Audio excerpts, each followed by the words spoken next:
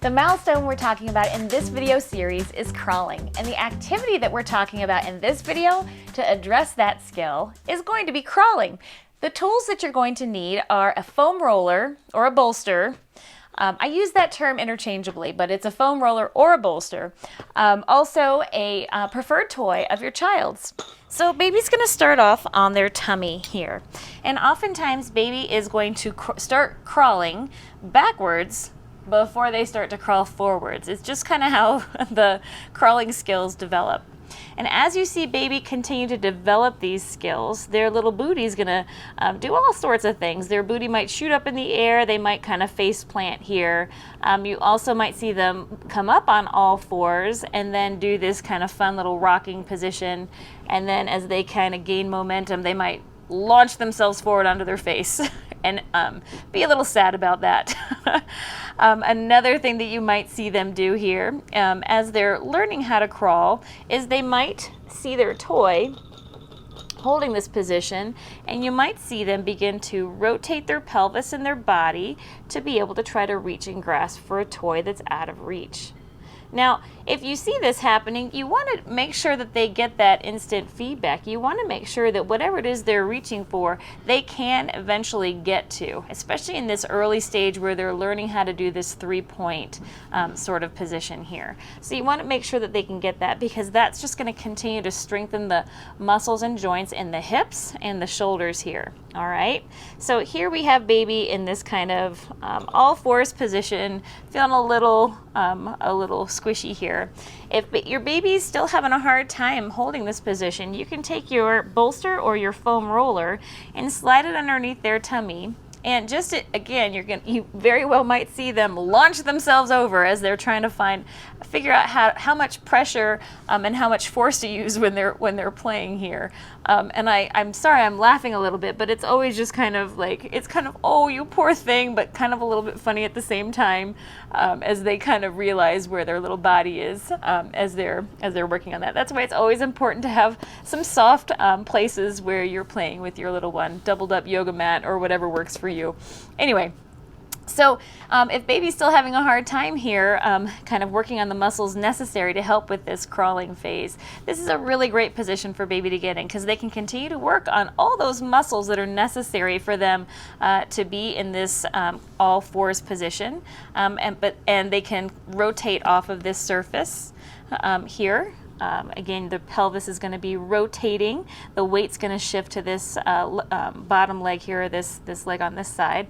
And this knee is going to come up and this hand's going to be free to move. You're really working on strengthening this shoulder and remembering that this stability is so necessary to be able for your little one to become more mobile. They have to be stable in order to be more mobile. And likely if your little one is trying to move through that phase of moving from the floor to standing and walking before moving through this, there may be some weakness that they're experiencing. This might just be too tricky for them.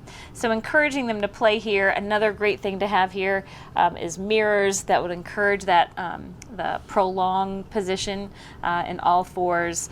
You can gradually move the mirror further away so that they're like, hey, wait a minute, I like that baby. That's a good looking baby. I want to play with that baby. And they can work forward with that. So if baby's doing fine without this foam roller, or they've gotten the strength necessary where they're starting to do better with this, knowing that the first stages of your baby's crawling, they're really not going to be into this kind of elongated crawling that's going to look like this, where it's kind of this kind of reciprocal movement here. Their range of motion in their hip is going to be a little bit more like this. They're going to kind of come from here to here on each side. And if I had more hands, I could probably show you. Oh, hold on, let me see here. Yes, this is the therapist in me that can do this. So their crawling is just going to look like little tiny movements here. They're not going to get a whole lot of hip extension, but as they continue to get stronger, because we know that after stability, there's more mobility. They're going to get stronger in their core. They're going to get stronger in their hips. And this is going to their stride is going to start to expand. They're going to be able to move their knees away from their base of support a little bit more here, like that, as they get stronger here and in their shoulders. Same thing with their arms. You're going to see the arms start in these kind of little tiny baby steps, for lack of a better word, where their arms don't really move past their shoulders. They're going to kind of stay real close underneath them as they learn how to walk, or excuse me, as they learn how to crawl. Let's see if I can stabilize you there, little baby. Might have a harder time with the uppers.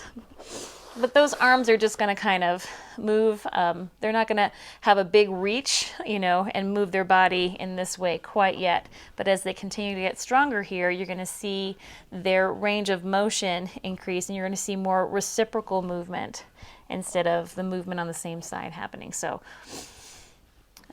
baby's going to continue to move through all those different positions there.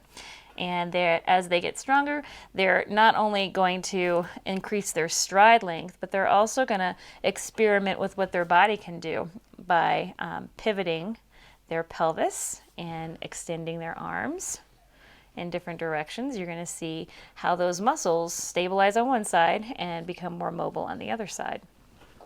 So, to help baby with their crawling, you can use a bolster. You always want to make sure you have a motivating object for them to hold their attention, because again, this is it's like whenever we hold the plank position for a long period of time.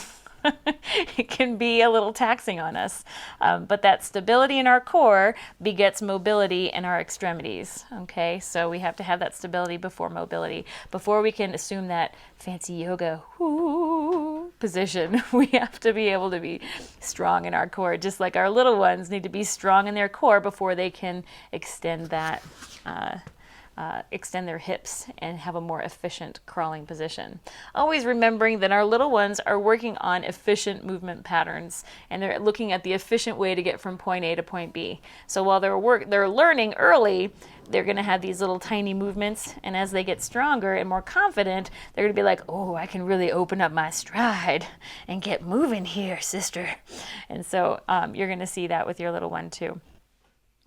So my friend, your call to action for this milestone of crawling for your 7 to 9 month old is to practice this skill. Have a look at your playbook and reflect on how your child is doing as they continue to progress in meeting the skills necessary to meet this developmental milestone. If you're a little one and you are still having a difficult time with managing this skill area, come find me in our members only Facebook group during our Q&A, and we can work it out together about how to help you and your little one play with purpose with this developmental milestone of crawling. All right, friend, we'll see you soon.